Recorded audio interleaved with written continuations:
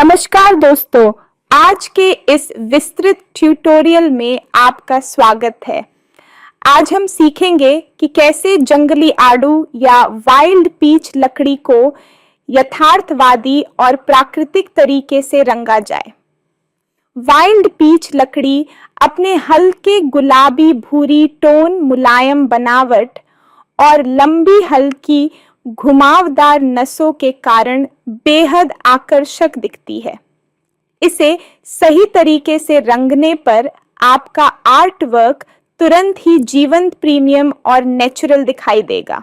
सबसे पहले अपने पेपर पर लकड़ी का बेसिक आकार तैयार करें। यह किसी भी रूप में हो सकता है, एक स्लैब बोर्ड या आयताकार लकड़ी का टुकड़ा।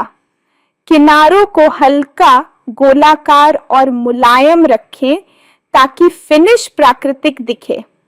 शुरुआती चरण में बस हल्की और साफ आउटलाइन बनाना पर्याप्त है, क्योंकि आगे की शेडिंग और डिटेलिंग इसी आधार पर की जाएगी। अब हम बेस कलर पर काम शुरू करेंगे। वाइल्ड पीच लकड़ी के लिए बेस लेयर हल्का पिंक बीज या हल्का पीला गुलाबी टोन होना चाहिए। पेंसिल को हल्के हाथ से चलाएं और स्ट्रोक्स लकड़ी की नसों की दिशा में रखें। स्ट्रोक्स लंबी और लगातार होनी चाहिए ताकि पूरे बोर्ड पर समान मुलायम बेस बन जाए। यह बेस लेयर आगे की डिटेलिंग और शेडिंग के लिए मजबूत आधार तैयार करता है। जब बेस लेयर तैयार हो जाए तो हम हल्की शेडिंग जोड़ेंगे। मीडियम ब्राउन और हल्का गुलाबी भूरा टोन लेकर किनारों, सतह के निचले हिस्सों और उन क्षेत्रों में हल्की शेडिंग लगाएं जहां प्रकाश कम पड़ता हो।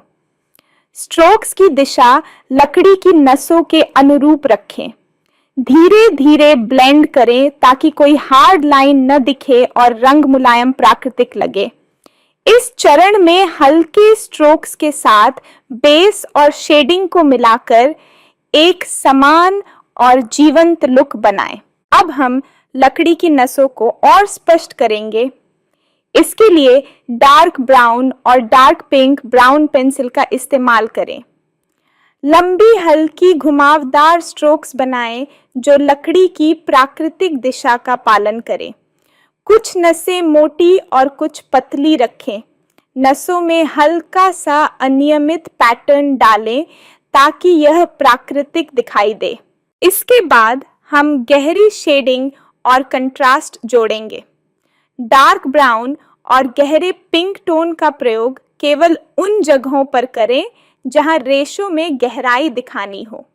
किनारों और सतह के कुछ हिस्सों पर हल्की शेडिंग डालें ताकि लकड़ी का पैटर्न त्रिआयामी और जीवंत दिखे।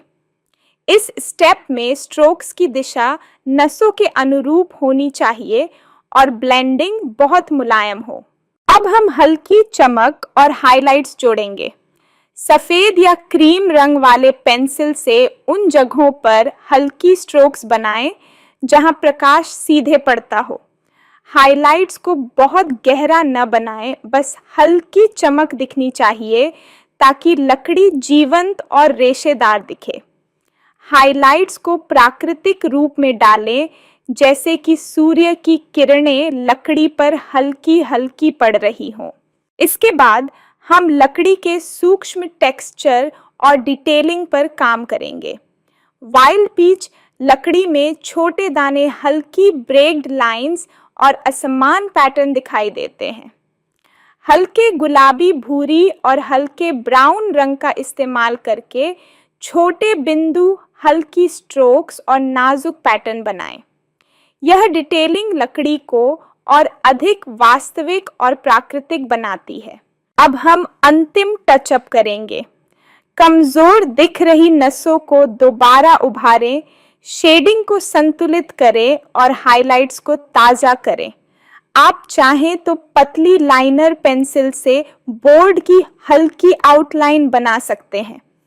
आउटलाइन गहरी न हो, बस इतना कि आकृति स्पष्ट दिखे। पूरे चित्र को ध्यान से देखें। अगर कहीं रंग हल्का या असंतुलित लगे तो हल्के स्ट्रोक्स के साथ उसे संतुलित करें। इस पूरे प्रोसेस में धैर्य बनाए रखना बहुत ज़रूरी है। अभ्यास के साथ आप स्ट्रोक्स, शेडिंग और रेशो को और अधिक सटीक और जीवंत बना पाएंगे। इस तरह आपका वाइल्ड पीच लकड़ी का यथार्थवादी और सुंदर कलरिंग तैयार हो गया है। यह लंबा और विस्तृत प्रोसेस धैर्य मांगता है, लेकिन परिणाम बेहद प्राकृतिक और खूबसूरत होता है। दोस्तों, उम्मीद है कि यह विस्तृत गाइड आपके लिए उपयोगी रहा होगा। अभ्यास करते रहें और अगले वीडियो में हम और भी लकड़ी के टेक्सचर और रंगने की तकनीक सीखेंगे। धन्यवाद।